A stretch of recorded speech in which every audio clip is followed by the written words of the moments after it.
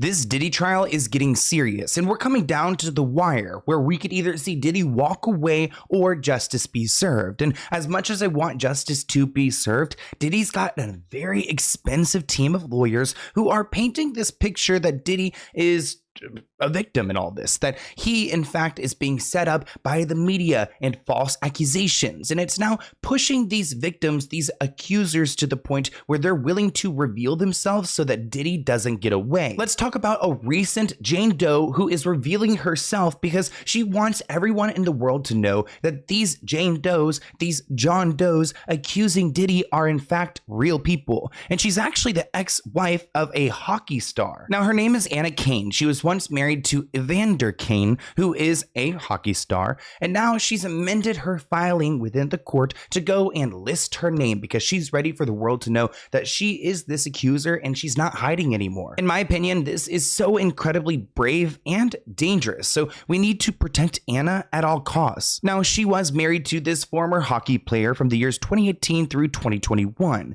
and she was the fourth woman to step forward against Diddy, claiming that she was attacked by him in his recording studio in New York City when she was just a teen. Anna originally filed her lawsuit against Diddy in December 2023, but now is willing to reveal herself. Now, this is a ballsy move because right now we've got private investigators trying to hunt down people like me. I can't imagine what investigators are out there trying to hunt down these accusers to stop them. So Anna Kane sued Diddy and a former Bad Boy CEO, Harv Pierre, and a third associate for trafficking and R-wording her when she was 17 years old. Poor Anna, I'm so sorry you had to go through that. She actually filed her own lawsuit 1 month after Cassie filed her lawsuit. I remember covering this when the suit was filed, but we had no idea who Anna was. Anna initially felt confident filing her lawsuit under the pseudonym Jane Doe because she wanted to protect herself and her family. But it looks like Anna's amendment came after Diddy's lawyers were accused of attempting to intimidate the anonymous accusers into stepping forward. Quote, defendants demand that I use my name was an attempt to intimidate me, but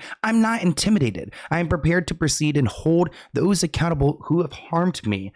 Kudos to you, Anna Kane. This is your year. Now, we know that she is suing Diddy and Harv, but we don't know who the third person is yet. Harv Pierre was a longtime associate of Diddy's, and I think another person who we're going to hear a lot more about because he was part of Bad Boy Records. He was clearly there when Diddy was up to no good, and I wouldn't be surprised if he has some bad acts as well. Anna accused the three men of drugging and R-wording her when she was 17 years old and in junior high. I mean, just think about when you were 17, or if you are 17, imagine going through that and having to go back to school the next day or on that following Monday and to have to proceed through life without ever really getting justice or having your story heard. It's why I don't question why these people come forward 10, 20 years after the fact, because they cannot hold on to this anymore and they've never had a chance to go and really speak their truth. So Anna recognizes this is her moment and she's willing to put her name behind it. Anna claims that she had gone to a Detroit nightclub with friends where she met Harv Pierre, who allegedly told her that she was hot and wanted her to meet his best friend and brother, Diddy. Anna claims she was 17 and still in the 11th grade when this meeting happened. She said she accepted the invitation and ended up in New York City, where she met Diddy in a recording studio. She claims Diddy and others piled her with drugs and alcohol before her. Her lawsuit includes photos of the alleged studio meeting, and she says she's the girl with the blurred face. Before the private flight to New Jersey, it looks like Harv, who allegedly was smoking crack cocaine, forced the teen to perform orally on him. Ew, you freaking weirdo. We've got a first-class ticket for hell for you. Actually, you know what? We got a private flight for Diddy, Harv, and all of his buddies straight down to hell. Imagine this, you've been in an accident or someone you love has been seriously hurt. Suddenly you're facing a mountain of medical bills, paperwork, and insurance companies that don't want to pay what you deserve. Now, what if I told you there was a simple solution to this nightmare? Getting compensation when you are entitled to can be tricky, with many personal injury firms giving you the runaround, drowning you in paperwork and settling for less than what you deserve. But it doesn't have to be that way. This is where Morgan & Morgan steps in sin. As America's largest injury firm, they've modernized the entire process. With over 1,000 attorneys across all 50 states, they have the resources to take on big insurance companies and give you the money you deserve. And trust me, they don't settle for low-ball offers. Just this year, they secured a $26 million settlement in Philadelphia, 40 times more than the highest insurance offer. And there are plenty more stories like that. You could just fill out a simple form in minutes. No appointments, no complicated paperwork. Everything is done from your phone. Plus, it's totally free unless you win. Morgan & Morgan makes the process easy and stress-free. You can head over to forthepeople.com/Sloan. You can also find that link in the description below to get started. Remember, the process is free unless you win. Thank you, Morgan & Morgan, for sponsoring this video, and enjoy. Now, when the group of people that day arrived to the recording studio, this is when Anna was given drugs and alcohol by these three men, which also imagine being like a 17-year-old girl in a different environment. You're with a bunch of men. So it's like, where are the other girls? Like, you know, the sisterhood to protect you. And you really are up to their discretion. They could do whatever they want to with you. Also, I'm not shaming Anna in any way, but I do question, like, did she tell her parents? Were her parents aware? Because taking a private plane from Chicago to New York, that's not like everyone's like daily routine. So I feel like if I was Anna's parents and she told me, hey, yeah, like this big rapper invited me to go to New York City, I would have been like, oh, wait, hold up. No, you're not. But Anna went, and as the night went on, she became more and more inebriated to the point where she could not consent, especially to people who are twice her age. Quote, while in the studio, Anna was gang R-worded by Diddy, the third assailant, and Harve Pierre. And it looks like it happened in that order as well. Like, oh my God, so sick that like to even remember those details. Now, her lawsuit does come with evidence. It looks like she's got several photos that include herself sitting in the studio with the rapper. Clearly, Diddy is like a stupid criminal. He doesn't think his way through these things, which is probably why he results to like unaliving a lot of his accusers and witnesses. That's my own personal opinion. Don't come and sue me. Now, throughout this video, you guys have seen pictures of Anna Kane. I'm going to pull one up right on my phone real quick. You guys are probably like, why are you doing this? The only reason I'm doing this is because some people are doubting Anna Kane. She is a white woman, if you cannot tell, and I'm sure the editor has placed images throughout. Thank you. Shout out to Kayla. She's the best. But she's a white woman, you know, with a tan. And I saw some people on social media looking at these pictures and saying, oh no, this is not a white woman. This is a black woman. I mean, I could tell, like, in my opinion, I'm not like the race expert. I think this looks like a white woman to me, maybe tanned.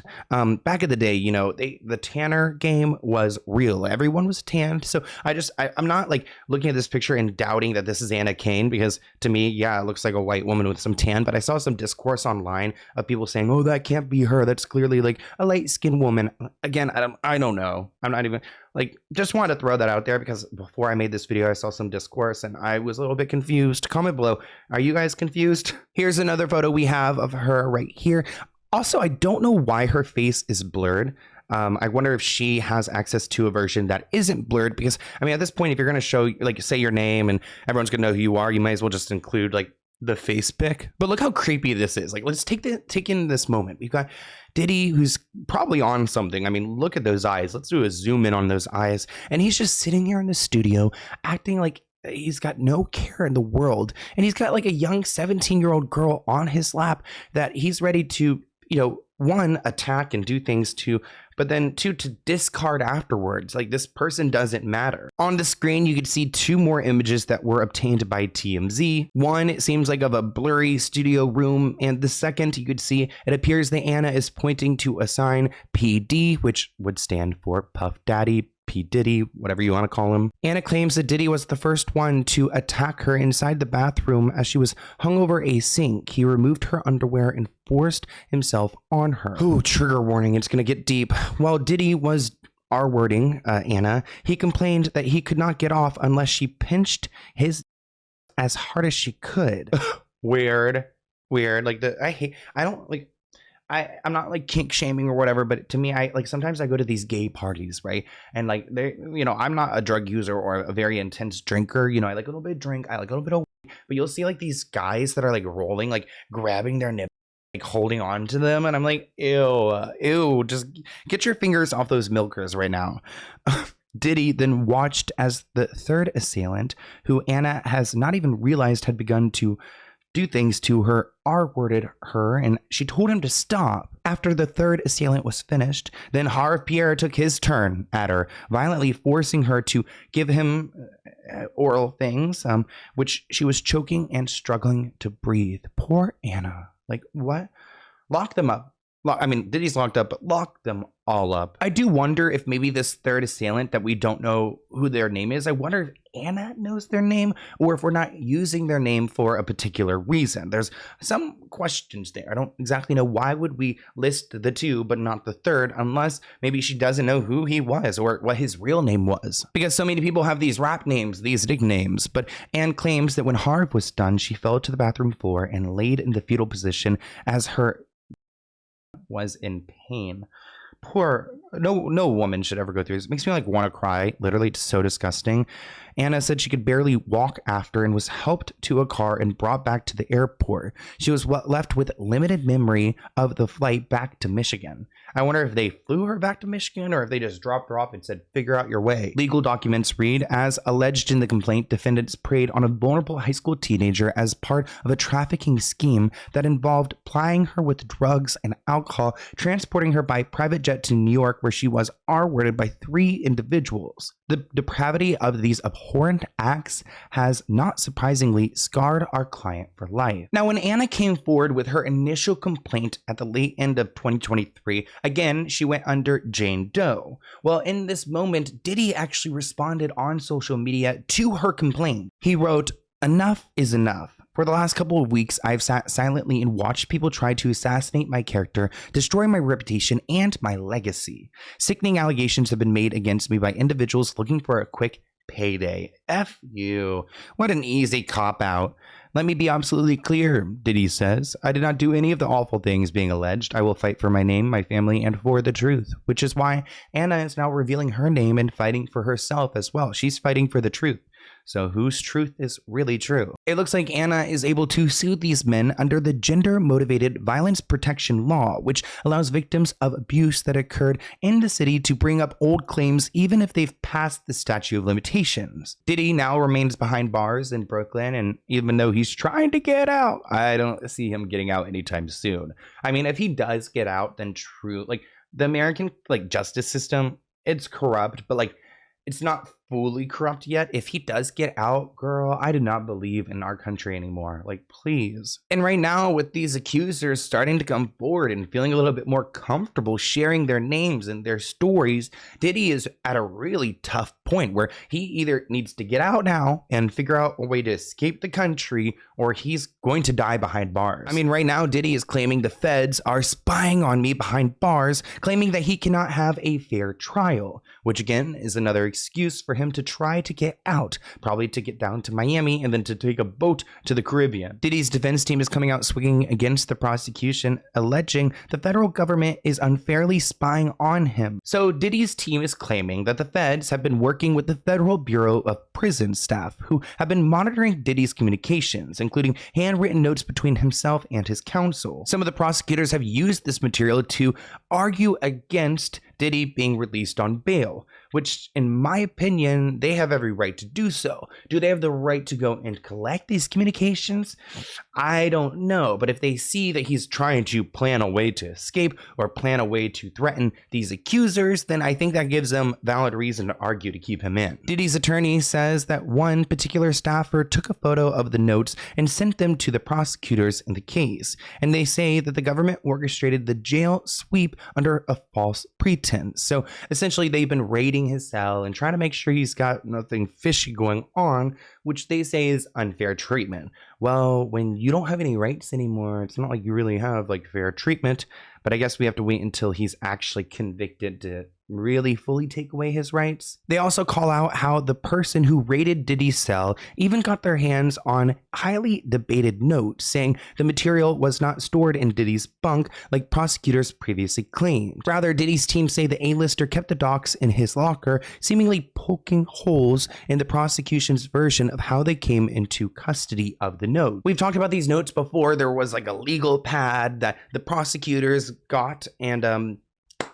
Diddy's lawyers are arguing they didn't have the right to go in to get those notes because they have client attorney privilege over those notes, but essentially they got them. Now, Diddy is trying to say, hey, you can't use those notes against me because the way that you obtained them is illegally. Whether you got them in the bunk, got them in the locker, either way, they weren't allowed to see that, so they want that to be wiped away clean from evidence. This update comes 2 weeks after Diddy's team scored its first big legal win when the judge ruled in November that the prosecution needed to get rid of copies of those notes, at least until a hearing when they could formally decide whether they can be used in trial. Now, I don't know what is in these notes, but I don't think there's anything in there that is big enough to wipe Diddy's image clean. I think we're pretty much past this point, but again, I do feel fearful that there may not be justice, especially because the attorney general is stepping down. I believe he's stepping down like in January or maybe in December. So this guy who has been orchestrating this entire investigation, he's getting out of the picture. And then the current president, who would be Donald Trump in America, is going to appoint someone to fulfill that position. We can only hope that our president, Donald Trump, which is so wild that he's our president again, but we can only hope that he actually does place an attorney general into power who seeks these charges. Because imagine if he places someone who's like friendly with Epstein or friendly with Diddy into the power of attorney position, and they sit there and they're like, you know what, we don't have anything on this guy, let him walk, you're completely good. It's a scary thought, but we're going to stay on top of everything. Thank you guys so much for all the love. I really, really appreciate it. Right now I'm in Bangkok, and I am going to be going to Phuket tomorrow, so you probably will see this while I'm in Phuket. I am missing home, but I'm hanging in there, and you guys' sweet messages on Instagram and TikTok, they really, really keep me going. You have no idea. And lately I've been doing a lot of cameos. I filmed like 3 cameos before this, and I love them. I haven't been like promoting it really, but I love doing the cameos. It's just so much fun. And you could like, I think I have like a base price on there, like $20 or something, but you can actually like request one for like $10 and I'll still do it. So if you want a cameo, like little, if you have a friend that like wants a little happy birthday wish or a Merry Christmas, I like to sing in them because I'm not much of a singer. I sang like happy birthday like twice this morning. Happy birthday, dear me, because my birthday is December 11th. Oh my gosh, if you guys see this before then, make sure you follow me on Instagram and say happy birthday to me.